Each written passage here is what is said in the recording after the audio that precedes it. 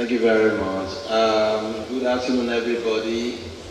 And let me stand, Mr. President, good afternoon. I'm happy you are at this session and all our distinguished delegates. Let me stand on existing protocol to save our time.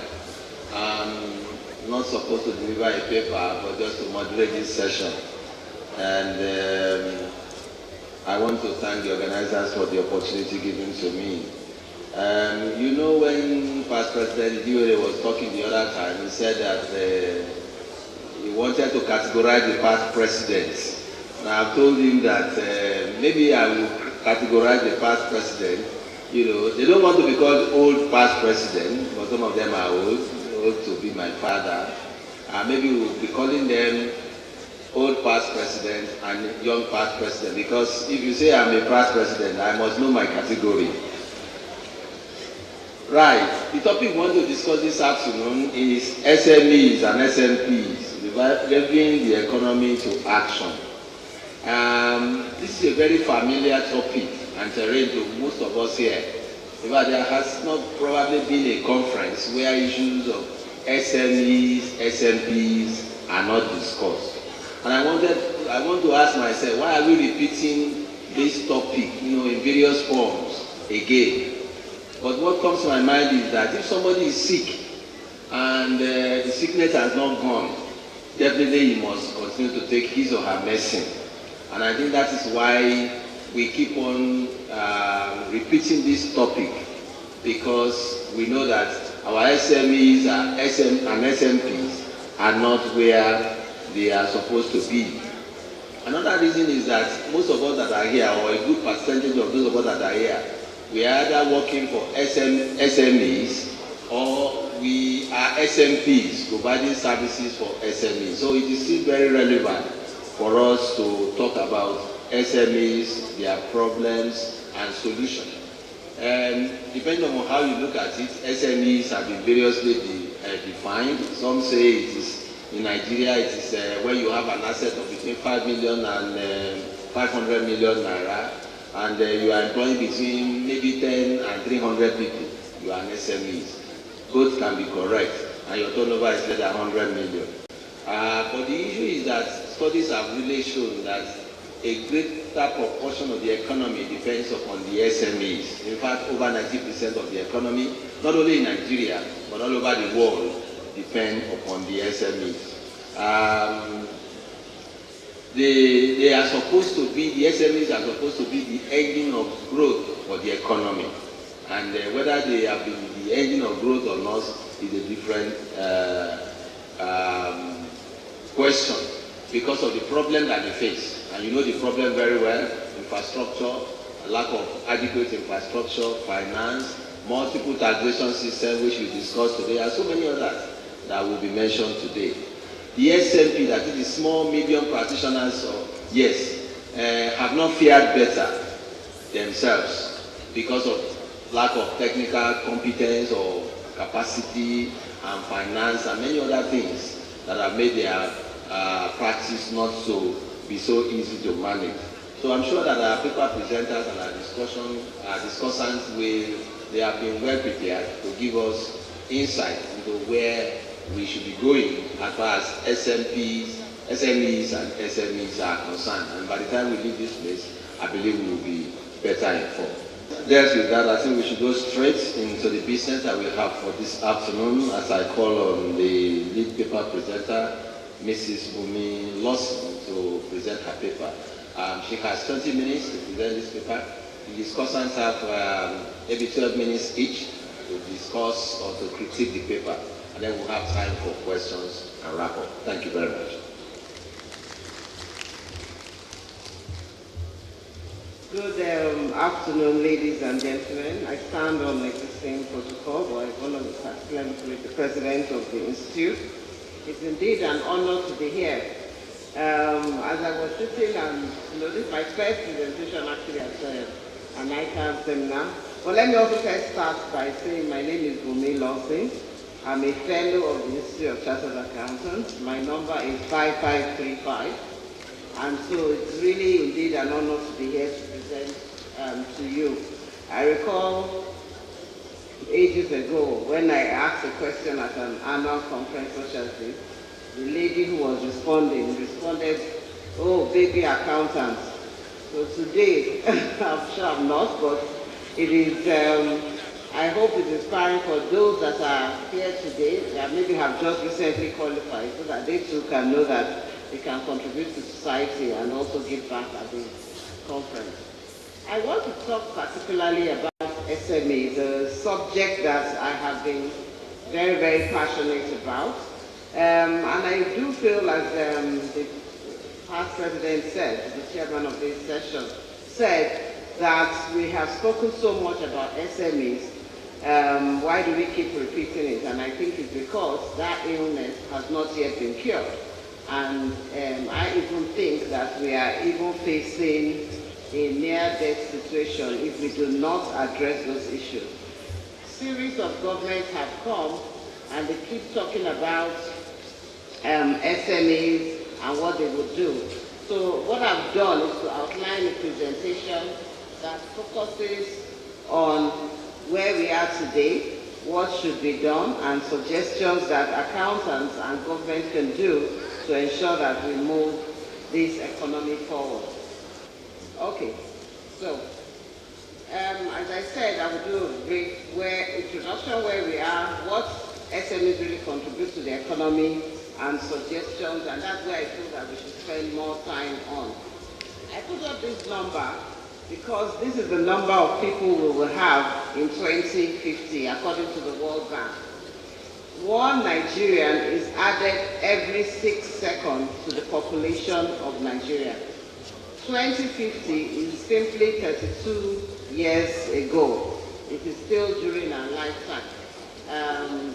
It means that between now and that 2050, we are going to add approximately 250 million Nigerians to the current number that we have. Today, we estimate that we are 190 Nigerians and we are not able to employ all our youth. I want to talk about this quote about President Roosevelt when he was addressing Americans just before the end of the Great Depression. And he talks about how to spur economic growth. He said, and I paraphrase because he's used I, and I've said, we have forgotten or do not want to remember the infantry of our economic army. The infantry in an army are the ground foot soldiers who actually transforms wars and makes the difference between who wins and who loses. And he was pointing out that in an economy, when you're looking at economic growth, you have to look at economic growth from the bottom up. The average man, woman, child on the streets needs to actually feel the impact of economic growth for there to be sustained and inclusive economic growth. In Nigeria, what we have been implementing is a top-down economic growth policy. We focus on large companies, large projects, and all of that. And we find that we keep hoping the economic growth will trickle down to the bottom of the pyramid, but it never happens. Whereas those economies that have been able to grow have actually focused on the bottom up. when the average man is able to run his business, is generating income, you will find that there will be sustained economic growth. So briefly, I will go on to where are we today. I feel that Nigeria as a nation, we are facing a grave emergency because of that population growth. If we do nothing, how do we employ 250 million people? That's not even to add on the over 50% of our youth that are on or underemployed currently today. So, corruption is one of our issues. And I say here that the average small business owner is not reaping what they are sowing. You know, there's a saying, you reap what you sow. In Nigeria, most entrepreneurs work hard, day in, day night, they struggle. But the locus, I use locus of corruption, eats away the plant before it can be harvested, and the drought of leadership ensures that we do not have enough rain to ensure that we have a bountiful harvest. So people, when it comes to corruption, people always think, oh, we are at the mercy of government's corruption. But the price of corruption on each and every one of us is really high, and each of us can do something about corruption. Corruption leads to poverty because there won't be economic growth. So we have poverty. Currently, we estimate that we are 47% of the entire Nigerian population live on less than $1.90 a day. We had initially actually started improving in terms of corruption, but we are now going backwards. What has happened is that we had a recession, of course, as you know, but growth rates are actually smaller than population growth rates. We are estimated to grow different indicators between 2.6 to 3% each year, and yet the economy is only growing at 1% currently. And in the last 2 years, we actually had a recession. So where the economy is not growing faster than the population, we are going to see that people on average will continue to be in poverty. And the sad report that came out that Nigeria is now, unfortunately, the capital for poverty, because we have more people, 87 million Nigerians living in poverty, compared to India that even has over 2 billion in population, having only 73 million people living in poverty. So, and in Nigeria, poverty rates continue to increase. The number of people falling into poverty continues to increase.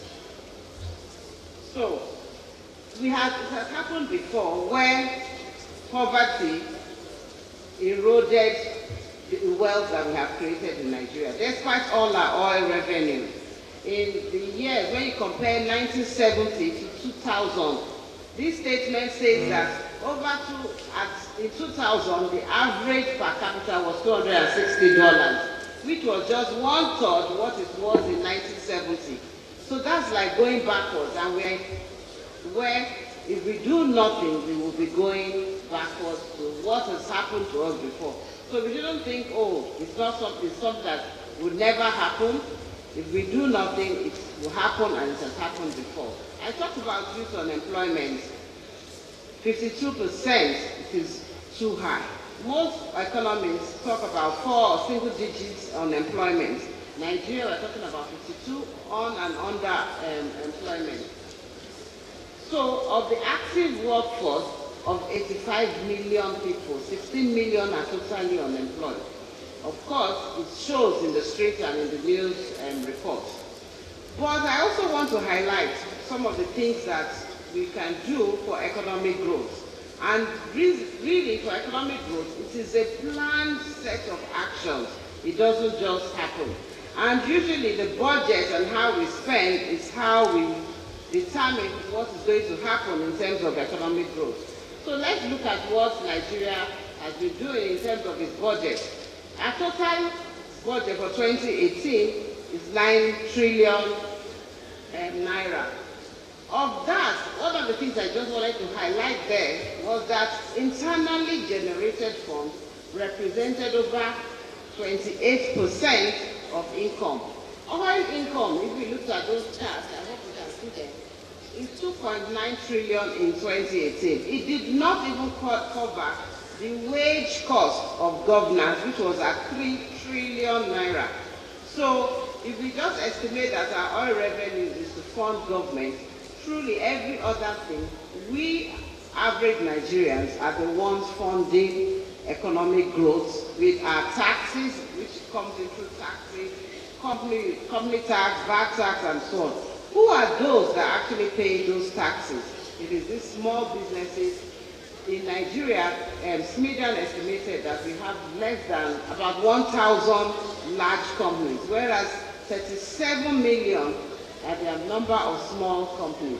I've always wondered why tax can be easier. Of the 37 million, if on average everyone pays 100,000 naira per annum, which is 10,000 naira per month, you actually have 3 trillion in tax revenue, higher than the entire tax we have now. So I feel that there should be simplified forms of taxation. Oil revenues are no longer in our control. That chart shows you what happened in 2016, where we had less than 1 trillion naira in revenue. So in 2018 we have 2.9. We are estimating we will have 2.9 billion, but it is not really in our control. It depends on the market and oil prices. So we cannot depend on oil revenue, is the case I'm trying to point out here. But how have we been spending? Government recently, in 2017, released the Economic Recovery and Growth Program and has clear schemes for how to grow the economy. If you read that report, I feel it is a very well articulated plan laid out. One of the key pillars was to improve industrialization, that is, to diversify away from oil. But we have not been able to do that because I feel that in the budget allocation, we have not allocated budgets to where it will actually make economic impact. For instance, if you look at the expenditure, significant amount of it goes into the current expenditure, basically wages and salaries. Our debt too is growing, but more importantly is the nature of our debt. If you look at the chart, the one in the middle, 1.7 trillion is used to repay domestic debt, signifying that government is borrowing heavily from the economy.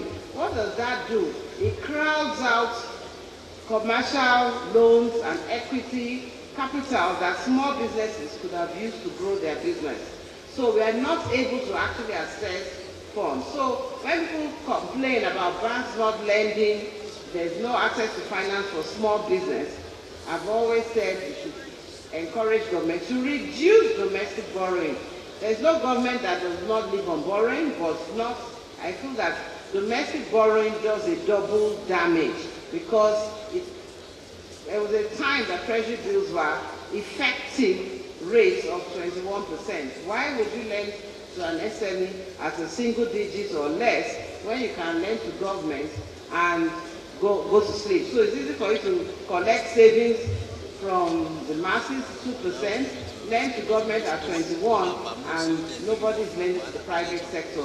If you look at the indicators of CBN published private credit that goes to the sector for banks, it has shown a consistent decline as a percentage of total credit over time. So we are not allocating our budgets to where we actually need it to go. Now, I've talked about our budget, what we are doing there. In capital expenditure, we've estimated about 2.1 trillion. So this, in terms of allocation, I do feel that we have increased our allocation to capital expenditure.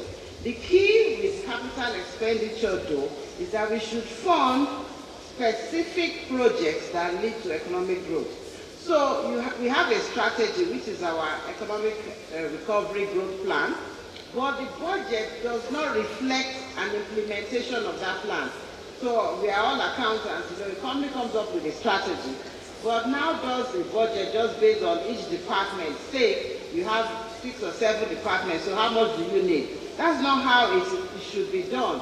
So in the capital project, you see that it's all against different ministries, without a prioritization.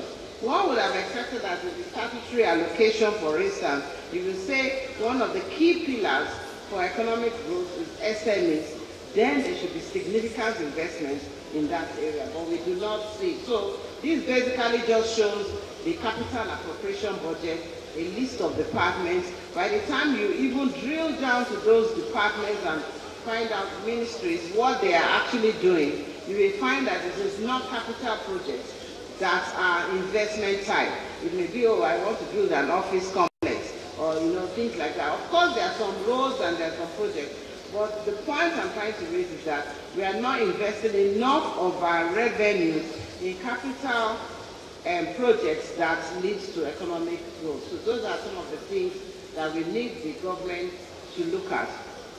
Now, 410 million Nigerians by 2050. How do we achieve? What do we do about that? If we do nothing, we are sitting on a ticking time bomb. The first thing, a lot of people argue what we should do about human resources. It is key that we transform our human resources to human capital. But it is also an emergency that we need to make sure that we are able to generate revenue, income, to live a good life. That really is what we should be able to promise our citizens. And it is through micro, small businesses that we'll be able to achieve that. So it is critical to our future. It is even more critical because of that population growth that we are expecting to see. So what do SMEs contribute? It is obvious. But I want to specifically look at statistics for Nigerian SMEs. We say they create employment. Currently, even though we feel SMEs are dying, within 5 years it's estimated that over 80% of SMEs die, they still are the ones providing 84% of employment in Nigeria. These 37 million SMEs that we have in Nigeria, done by a survey by Sweden estimates that each, on average, SMEs employ only 1.6 persons. Imagine we are able to turn that to 3 persons per SME. We would actually have a human capital shortage. So what I've done here is just multiply the 337 by 3. On average, most SMEs should even have, the definition is that we should have between 10 to 200 staff, and we call medium or small. I'm even using only 3. If we can increase on average to 3, you will find that we will be able to gainfully employ every single person, even to accommodate our expected growth in population. What are the challenges that SMEs face? This was also taken by a survey that Sweden did to actually go out and ask SMEs. So it's not government sits down and comes up with a prescription. What do they face? Number one, shortage of skilled manpower. And if I want to talk about education, that's another topic, but it's true. Our education system is not producing what the economy needs for real growth. Weak infrastructure was the second thing. Multiple taxes, poor access to finance, and policy inconsistency, which is basically the enabling environment. And this has all led to rapid death of SMEs. Sweden had done this study over 2 different periods, 2 years ago and so on. And one of the key things that we saw was that of the 37 micro and small businesses, over 33 million of them, almost that's 98%, are micro. It was consistent when they did it in 2010 and the same in 2013. It shows that micro businesses are not growing to become small. Small businesses are not becoming medium. And I'm sure if we did a study of how many medium are becoming large, you may find 0. Whereas that's not the case in developed and booming economies, where you can talk of companies like Amazon and Apple that has become a $1 trillion based valuation company. These are companies that started in garages during at least my lifetime, and I'm sure the lifetime of most of us here. Why are Nigerian companies not growing that way? The Sweden study also showed that the age structure of most entrepreneurs was between 24 and 50. which is still the youth population of Nigeria. So we can use growing and micro and small businesses to actually engage youth. So I basically summarize the 5 key issues facing small businesses here. So my suggestions in terms of what do we do to actually truly grow SMEs. The first and foremost for me is that we actually need to improve skills in that area. And accountants have a significant role that they can play. Number one I put there is that as I look through the ICAN curriculum, the subjects and so on and so forth, we need to develop in Nigeria a policy that drives entrepreneurship and encourage it through all our educational system, including professional development. So I would enjoy that ICAN itself has a specific course.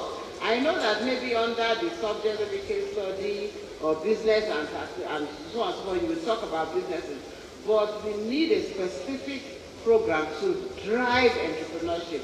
Accountants have been shown to become wonderful entrepreneurs because we look at the numbers, we know the business sense, but I do feel that if we add entrepreneurship in terms of market analysis, seizing business opportunities, innovation, we should actually drive that. And it's not only the accounting profession, I think across all, from medicine to engineering and so on and so forth. It should be a core focus. Everyone should now put on the cap of having an SME development mentality.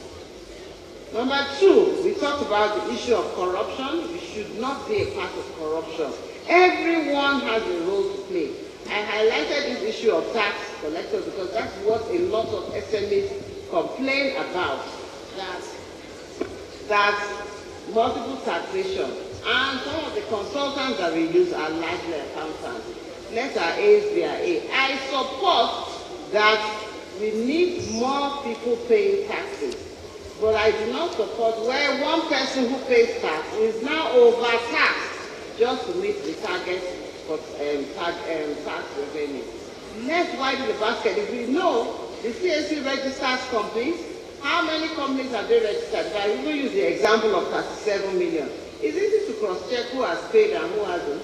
And I can bet you from the statistics, we will have at least 30 million of that 37 who have not paid a cover in tax. So why are we overboarding the ones that are paying? So those are some of the things. And so therefore, let us, as we become consultants to the tax inland revenue, advise on how to widen the tax gap. And one of the reasons why I feel that simple taxation, simple method, VAT was successful, percentage of an amount sold. Simple, easy to calculate. I think if we incorporate a culture of flat taxes for SMEs, ranging from, depending on your size, from micro to small, everybody pay X amount, maybe micros pay 1,000, small pay 5,000, big pay 10,000 per month, we will even collect more taxes. We won't even have to set up a machinery to keep doing tax audits and things like that. Then, in your small business, small and medium practices, create a specific department for SMEs. I know one of the topics that will be discussed in this is what are the roles or the expanded roles for audit firms. SMEs need support. One of the key things that we find lacking in SMEs is that they do not have access to the strategic brains that big companies will have. How do we develop strategy? How can we advise them? They can't afford to hire, the accounting firms or so that they need. But multiple, if you come down with your fees and you increase the large number of people that you can serve, you will find that it is a viable business, it will become a viable business part of your practice. So focusing on strategy, accounting, I like the software thing that was presented, finance, joined by a board, even if it's an advisory board, venture capital, so that it's not always loans. Anytime we talk about SME, we are always saying loan, loan, loan, loan, loan. What SMEs need is patience, long-term capital that equity provides. So that we are not focusing too much on always interest rates and so on and so forth. Let me quickly rush to government interventions. Here, I used the Spence Commission report. It was a report that was done by the World Bank, and it reviewed over 75 countries across the world, over 25 years, to see those who are growing.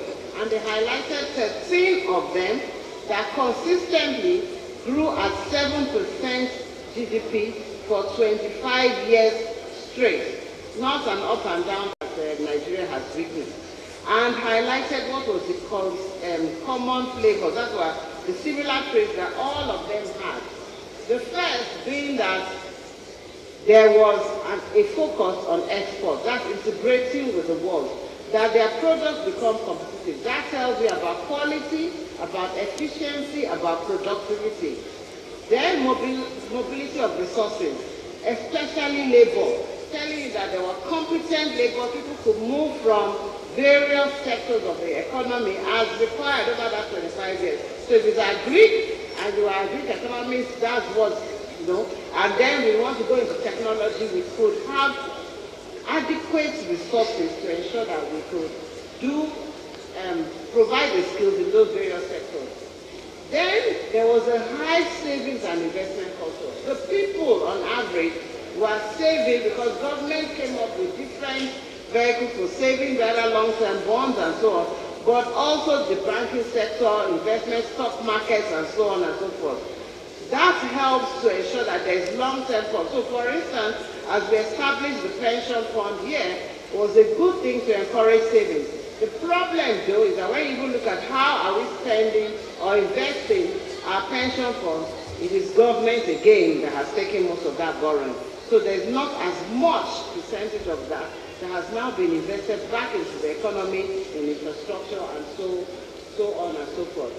McKinsey also did a study, I think they released it just in September.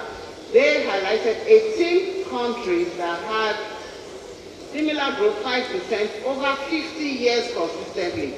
Those same factors were the points that they also raised to ensure that we had economic growth. So government intervention required is to focus. I thought that government should say SME or nothing. Businesses just need to grow. It has to be one of the key things, and it should show through in all the budgets, everything that we are spending. So when we are making decisions about power, technology, broadband, water, we are trying to see how we improve the productivity of our business sector. For growth of SMEs, there should be incentives to encourage businesses to actually grow, not overburden them with taxation. So, for instance, if we set up an SME, there should be grants, long-term loans, and access. So, for instance, some of those that have been mentioned, like the MSDS fund that we have by the CBN, the Agri fund, and so on and so forth. And increase budgetary allocations to SMEs. If you look through the budget, in fact, the median, for instance, one of the things I would say is that if you say it is critical for our future that we should have small businesses thriving, should Sweden itself become a ministry and not reporting under trade and investment that is easy, and we are not, So if it is key, let us highlight more those roles. So, in summary, we are the giants of Africa, of the world. But we need to really answer that question. So that it is not debatable. It is not debatable. And we have everything that we need to be able to do that. We just need to ensure that execution is done. One of the key things that I find in Nigeria is that we have fantastic plans from the Vision 2020. So, and in fact, a lot of ICAN have been a part of it. I was rounding up. Part of all of those documentation. Execution has always been our weakness. We need to ensure that we focus on where those things would yield, invest in the 20% that would yield the 80% basically. There's a lot of things to read about SME, and I look forward to the discussion. Thank you very much.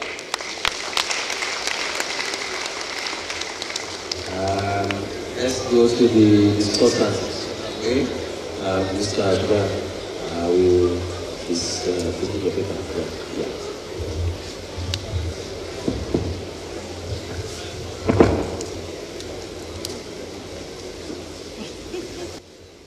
afternoon, distinguished President, Conference Chairman, Session Moderator, all past presidents, distinguished colleagues, ladies and gentlemen.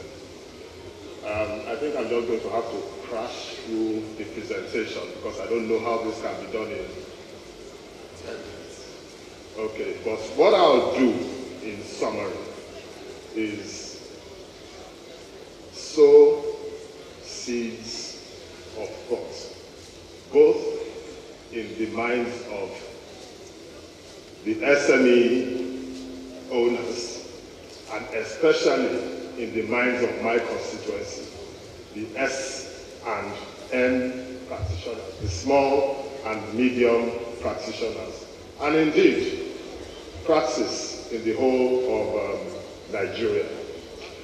The previous paper was,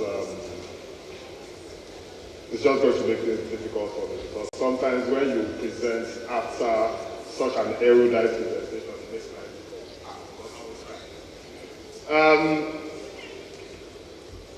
I've written something on the synopsis of this, but that has been very well covered. Except one thing, there are some kernels which we need to concentrate on. One thing that I learned today is the highly youthful demographic of these 74,000 SMEDAN numbers plus the number of micro SMEs that drive about 90% of our economy. If you have a highly youthful demographic, 25 and upwards, it brings something a bit new to the table. In fact, many of us here, we prize our experience. We prize the decades we have had in practice.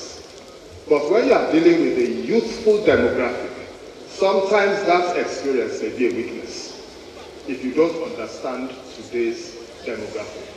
Anything or any information that you cannot access on a mobile phone is information that may not be accessed by certain people. So 20 years, 30 years experience, when you are dealing with a youthful demographic, might cause a disconnect. The kind of problems that happen between parents and their children. Now, I want to ask a question. How many of us here are SNP employees, owners, practitioners? Can I see a show of hands so I would know where I am? We work in small to medium scale practices, audit firms. Okay? So I'm in familiar territory. How many of us work for or own companies which can be defined as SMEs? i.e. companies that turn over between, let's, for the sake of argument, say between 0 to maybe 300, 500 million. How many?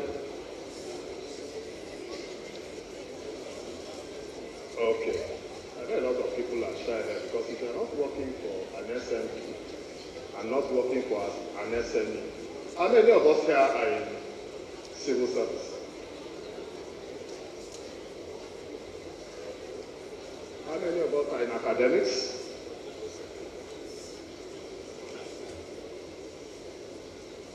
Okay.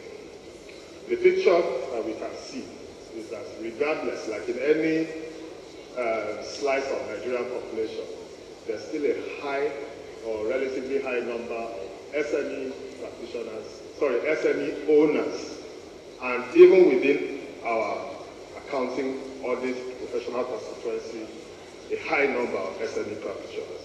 Question: can SMPs, that's small to medium practices, assist SMEs with financing, accounting, and other vital resource needs, which will reposition them, the SMEs, to profitability?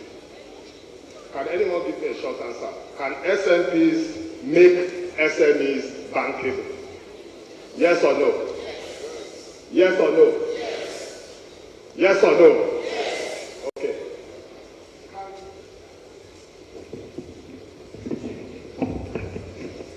And the statements in our audit reports, the entity, the financial statements show a true and fair view or faithfully represent the activities and state of affairs. Is it that statement that makes a company bankable? Yes or no? So, does the audit report, which is, with all due respect, still necessary and relevant, and it is statutory, but does that audit report make an SME bankable? Yes or no? Without that audit report, will many of us be signing audit reports for SMEs? If entities did not have to audit their accounts, will we have the auditor-client relationship with SMEs? No. The transaction between an SME and an SMP, and I'm speaking from painful experience, painful, but also very fulfilling and exciting, and there's a bright future. But right now, the transaction between the SMP and the SME owner is called a distress purchase. He is only paying my audit fees because he or she or the entity must, under law, audit their accounts. So a lot of my audit fees or income profile is based on that distress relationship. In the laws of life, a distress relationship is not sustainable. We keep saying we want Nigeria to join the International Committee of Nations in terms of progress. I have to crash a presentation into 10 minutes. I know my time is almost up. In the UK, there is something called the audit threshold. Are we familiar with that term? The audit threshold. I think below £10 million turnover, £5 million as total assets, you don't have to submit audited accounts. For annual accounts, you just submit compiled accounts that are compliant with the GAAP of the UK. In the EU, they have something similar. Let me just read out some. This is just food for thought. In South Africa, for example, any company with assets under 5 million rand, and that company is not a public interest entity, and it has not been volunteered in their articles of association. Once you are below 5 million rand, you do not have to submit audited accounts as part of your annual returns. In Singapore, the same thing. Turnover $10 million Singapore dollars and below. You don't have to submit audited accounts. In the EU, turnover of 8 million euros and below, or as set by the EU members, there is exemption from annual audits. We know how IFRS came into Nigeria. We know how many of our anti-money laundering laws, even today's NOCLA, the NOCLA obligation that we practitioners are under, they are things that start in various geographies of the world, various sectors of, parts of the world, and we gradually adopt them in Nigeria. We've spoken about audit exemption. I don't think we should plan a 15-year future, that's us SMPs, without taking this audit exemption into consideration. We are there to be an audit exemption thing in the next 10 years. Many of us know the negative, adverse impact it will have on our income profile. Why am I saying this? Because the same thing that will make us more relevant to SMEs making them more bankable, is actually the answer to what we SNPs, which we practitioners are actually facing, or whether we know it or not, as a serious risk. It's a risk because eventually, whether we like it or not, we can't bind it, we can't say it is not our portion, we can't say God forbid. These things are the ways of the world, and gradually the giants of Africa must do what? Must become relevant.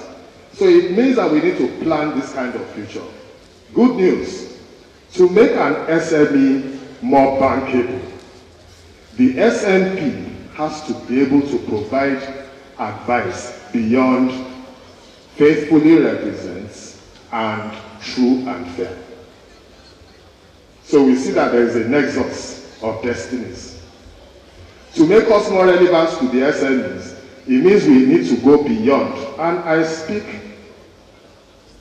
as a long member of the, a lot of membership numbers have been quoted today, very intimidating, so I will not say my own. But it is 4 digits. With all due respect, with all the experience I have, within the constraints in which we operate and which we should respect. Constraints, I mean statutory, the constraints of ICAN, the ethical constraints and all that. We still need to change the way we are doing things. Otherwise, when the time comes, we SMPs will suddenly find ourselves adrift. And also, we will find ourselves irrelevant to the SMEs that need our services. But they need our services beyond distress purchase. We need to add value. How do we add that value? We are already doing it. We are already doing it, but in a disorganized way. We are all practitioners here. There's no knocking, nothing personal, but we know that in our market we have the big 4 and the others. But like in any economy, the others, we SNPs, serve in percentage terms the largest proportion of the, should I say, the financial population of this country, of the transactional population of this country. The truth of the matter, ladies and gentlemen, if we cannot do, at least mirror the offerings of the big 4 to their clients, if you cannot mirror it to your clients, then there's a huge disconnect. Being able to offer full service to the SME clients you have today, more than you have been offering it in the past, is our path to a prosperous future as an SME. That's the selfish interest of the SME practitioner, but it is also the value add that the SME is actually looking to the professional for. They are not paying us for true and fair. They are not paying us to tell them that they are going to pay governments. Thank you. All I wanted to do today is to sow that seed.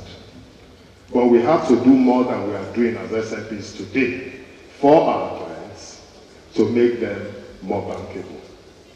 Auditing them and saying their books are fine is well and good.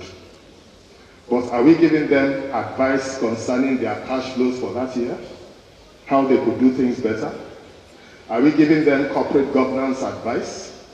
Are we giving them even succession advice? Seeing that the driver of the business focuses too much on the business, focuses too much on the process of the business rather than growing the business. Clients try and get a number 2. Do we even know that as a problem? Talk less of are able to advise a client. Do we know something that can add to or enhance the strategy of our client's business, such that that advice will enhance the client's future profits? Are we able to provide that advice like some firms are able to provide?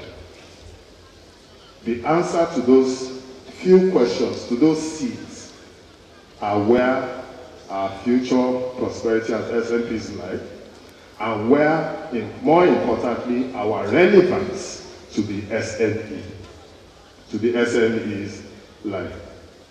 Ladies and gentlemen, thank you.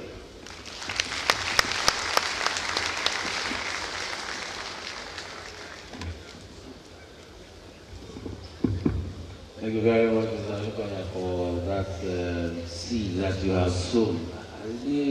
Which church is your own? You know, I know you very well. All right, thank you very much.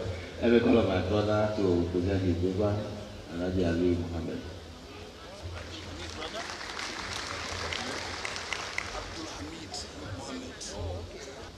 All right, thank you very much. Let me stand on protocols established and cut to the chase and go straight to